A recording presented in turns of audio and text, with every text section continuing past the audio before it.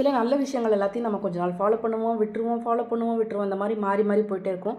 அந்த மாதிரி ஒரு விஷயம் தான் எனக்கு இந்த பாதாம் சாப்பிட்றது. கொஞ்ச நாள் நல்லா ஒழுங்காக சாப்பிட்டுனேன், அதுக்கப்புறம் விட்டுட்டேன். அந்த மாதிரி போயிட்டே இருந்துச்சு. சரி, இதுக்கப்புறம் இனிமேல் கண்டிப்பாக சாப்பிட்றோம் அப்படின்னு ஒரு 5 பாதாம் எடுத்து நைட்டு கொஞ்சம் தண்ணியில் ஊற வச்சுட்டு காலையில் எடுத்து தோலை உரித்து அப்படியே சாப்பிட்டா உடம்புக்கு உண்மையாகவே நல்லா இருக்குங்க.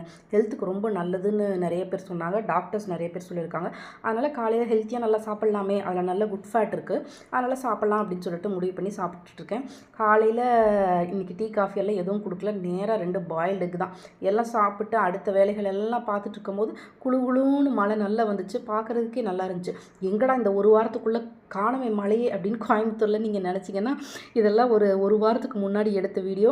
எனக்கு தான் அடுத்தடுத்து உடம்பு சரியில்லாமல் போயிடுச்சு. இப்போ பேசிகிட்டு இருக்கும்போது கூட எனக்கு உடம்பு சரியில்லாமல் தான் இருக்குது. இதில் நான் அடுத்த வீடியோக்களில் சொல்கிறேன் என்னாச்சு அப்படிங்கிறது எல்லாத்தையுமே.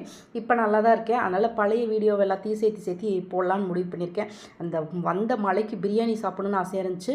பிரியாணி கடையிலலாம் வாங்குறதில்ல, நம்ம செஞ்சு ரொம்ப நாளாச்சு. அதுவும் பாஸ்மதி ரைஸில் செஞ்சு ரொம்ப நாளாச்சு அப்படின்னு எடுத்து இன்றைக்கி செஞ்சு ரொம்ப நல்லா வந்துருந்துச்சு. அந்த அரிசியெல்லாம் நல்லா உதிரி உதிரியாக வந்துருந்துச்சு. பாருங்கள், நமக்கு தேவை எப்போதுமே நம்ம ஃபோக்கஸ் ஃபுல்லாகவும் கறியில் தான் இருக்கும். அதனால் ஃபுல் கறி பீஸ் எல்லாம் எடுத்துகிட்டு கொஞ்சோண்டு ரைஸ் மட்டும் எடுத்துக்கிட்டேன். தயிரோடு வச்சுட்டு அதுக்கப்புறம் நல்லா ஜீரணம் ஆகிறதுக்கு ஒரு டீயும் குடித்து என்னோடய டே முடிஞ்சது.